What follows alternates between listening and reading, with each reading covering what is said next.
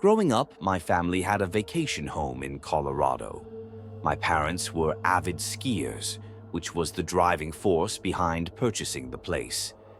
It's been in the family since before I was born, and despite its age, it still holds a special place in our hearts. The home's about 40 years old now, and over the years, my dad's put a lot of work into keeping it in shape. But let's be honest, it's on its way out. My dad's talked about knocking it down and building something new, but that's his decision. I've stayed out of it. This story takes place about 15 years ago when I was just 8 years old, and my brother, Josh, was 11. We were at the house during a heavy blizzard, one of those storms where the snow just keeps coming down, making everything feel like it's frozen in time. Josh and I, as usual, couldn't resist the urge to go out and play. The best part about being there as kids was the massive space to run around, woods in every direction, a dead-end road that led to a couple of other properties, and endless room for games like hide-and-seek or snowball fights. We had our own little game of snowball warfare going on that day. We'd set up forts, one on our property and one on the neighbor's place, and the objective was simple: steal the giant snowball we'd each made and bring it back to our base. Josh picked the neighbor's property to set up his fort, as he usually did. The neighbors were never around, so we were free to build walls, hide behind them, and try to steal the jewel, the big snowball we made.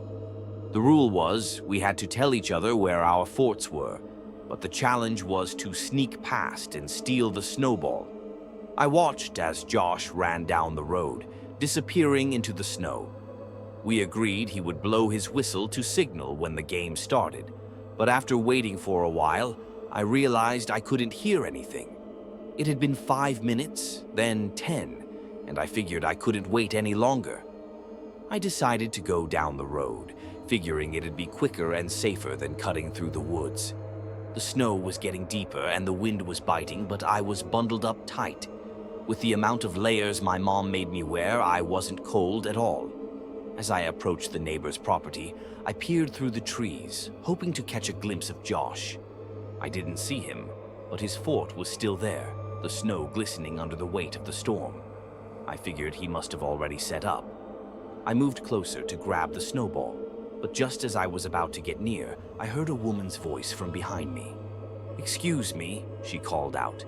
"Are you looking for your brother?" I turned around to see an older woman standing at the door of the neighbor's house. She was smiling, but there was something unsettling about it. I explained that I was playing a game with my brother. She responded, "Your brother isn't here." I was confused. Josh had to be around somewhere, right? I walked up toward her house, squinting through the snow. That's when I noticed something strange. One of the upstairs windows had someone looking down at me. I thought it was Josh at first, but no, it wasn't. The figure in the window was half covered by a black beanie, but I was sure it was a person. But when I looked down at the snow again, I noticed something even stranger. A second set of footprints leading back into the woods. They looked like Josh's. I froze. The woman's smile faded, and I could feel my heart pounding in my chest. Without thinking, I screamed, "Josh!" There was no response. The woman's smile faltered, her expression shifting in a way I couldn't quite place. Then I heard footsteps from inside the house, heavy like someone was coming downstairs. Without thinking, I turned and bolted. I ran as fast as I could, my heart racing. I could still hear heavy footsteps coming from inside the house, like someone was following me. I didn't dare look back. I ran past the neighbor's house, heading straight for the road. I barely registered my dad's whistling in the distance, calling us in for dinner.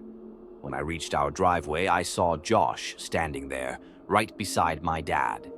They were on their way to get me, but before I could even speak, Josh started telling me that some people had called him inside the neighbor's house too.